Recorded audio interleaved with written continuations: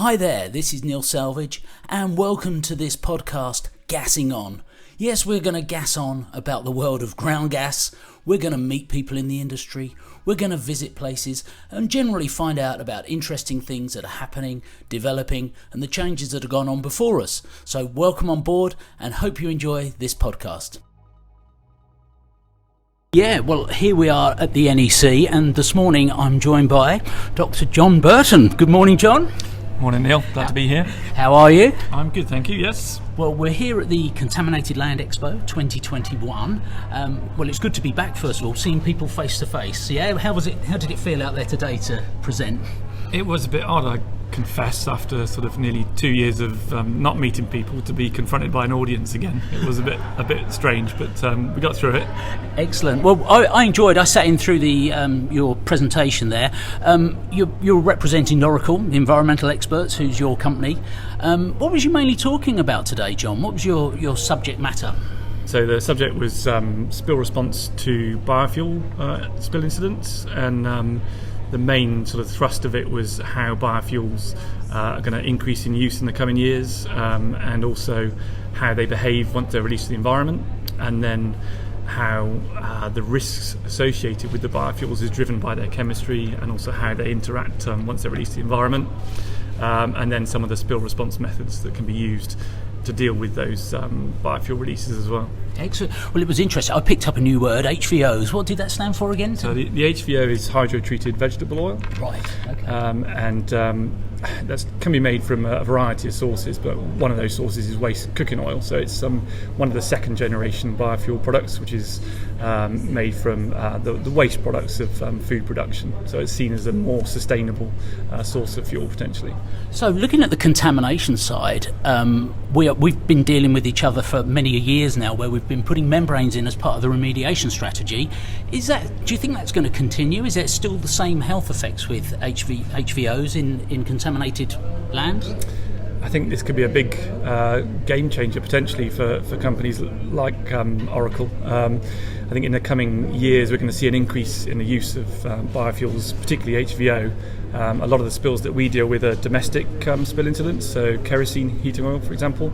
And organisations like Offtech are really pushing the use of HVO. Right. And one of the key differences between HVO and kerosene is the chemistry associated with the HVO. So it contains negligible concentrations of the aromatic components, so things like the BTECs, your benzene, toluene, ethyl benzene and xylene, and the PAHs, so almost negligible content of the compounds like naphthalene, for example, which are found at a higher concentration in the kerosene.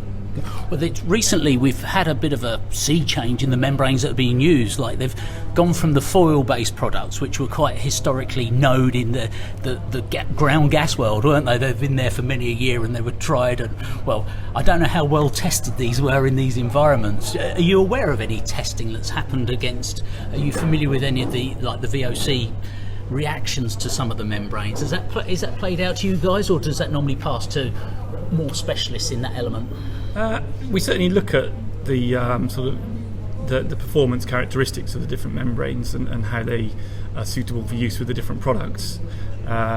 So it's sort of on our radar, but I wouldn't say that we're experts in that particular aspect. But just going back to your previous question about the HVO, because of that lower aromatic content, there is the possibility that there's a reduced risk to health associated with the product. Okay. And it could mean that we don't need to put as many membranes into properties once they've had a spill incident. Okay. You may be doing less remediation than we are currently.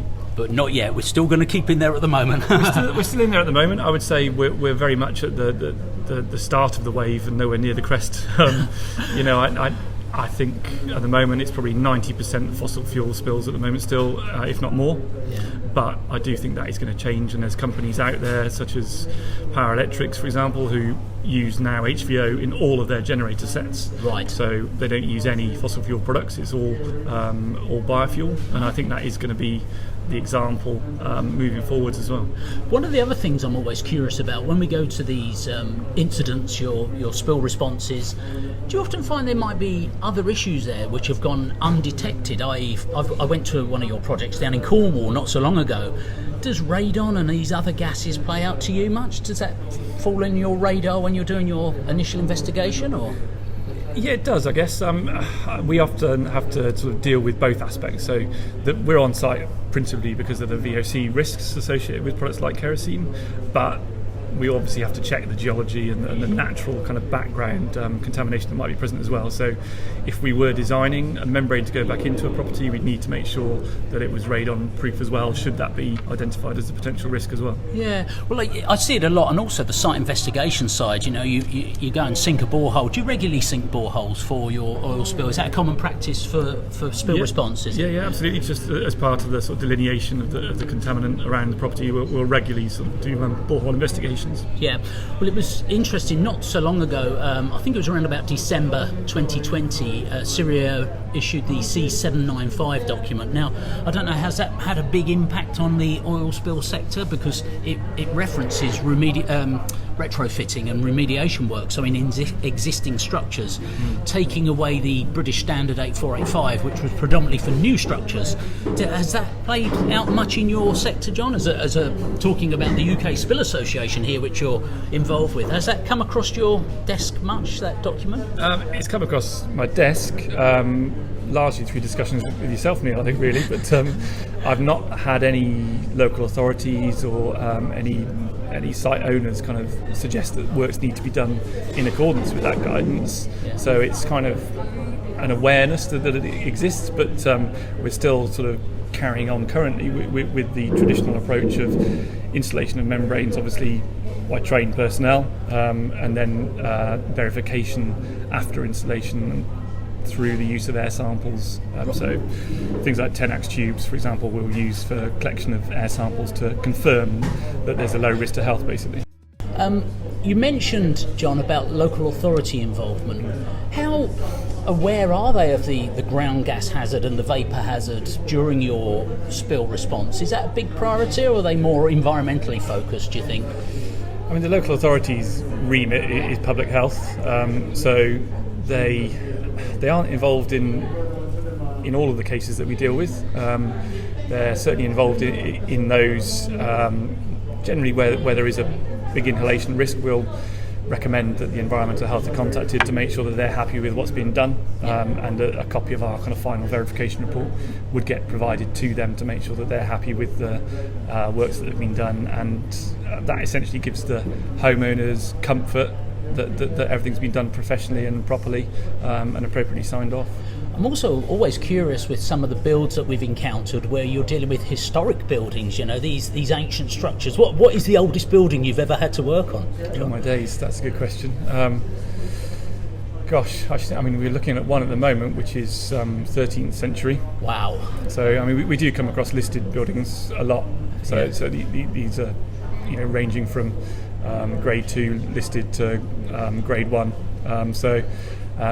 When we are working on those properties, we obviously have to work with the conservation officers and make sure that whatever we're doing is signed off by them. And in all honesty, we tend to get a mix of approaches from them. Some will be very strict about what can be done. Others will recognise that we're addressing an immediate risk and that we need to crack on, providing that there's obviously no long-lasting damage to structures, of course. Yeah. They want to maintain the integrity of the house. Because often you're adopting very modern methods, aren't you, compared to what was, initially there could be very little foundation structure in the buildings, and suddenly you want to start underpinning, and the way the ventilation used to be very effective in buildings, especially with timber floors. Is this a problem you get, when you've had spills and timber floors? Does that play out quite often for you, traditional structures? Traditional structures, it is a real challenge. Often what we do, if we can't remove contamination, then we'll try and treat it in situ as well. So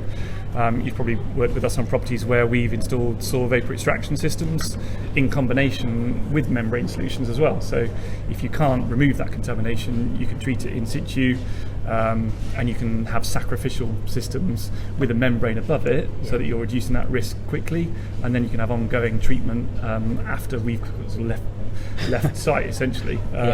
So that can be passive sort of ventilation, but obviously when we're on site it's active sort of pumping and vacuum treatment basically. Excellent. Well, it's good to hear that the industry is changing to these more cleaner methods of heating. You know, we're moving away from the fossil fuels. The world's got to change, hasn't it? We all know that. So where do you see the industry going in like 10 years time for you guys? Will boiler or heating systems drastically change, that they'll be a lot cleaner? Is that the vision? Is that what I think it will change in that way, to be honest. I think as I mentioned before, the risks associated with some of these products are going to be significantly lower than the risks associated with kerosene, which is in use at the moment, and as a result the amount of work that might be needed on a property could well be reduced. So we might need to remove a lot less soil, we might need to remove a lot less in the form of building structures. So I do think we are going to have to adapt and change if we're going to survive. You know? That's it. No, John, it's been fascinating to hear your insights there. Thank you for your time today. Pleasure. Just give Oracle a little plug. How can we get hold of you? Anybody wants to get hold of yourself or the team at Oracle? So I guess the best ways would be look at the website. So it's www.oracle-environmental.com. All the contact details on there.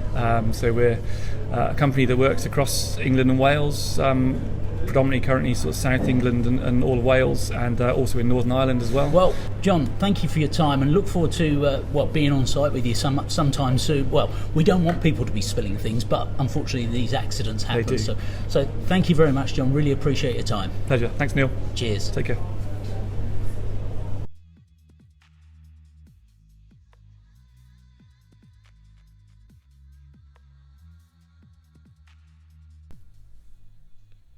So thanks for joining us, and look forward to seeing you again next time.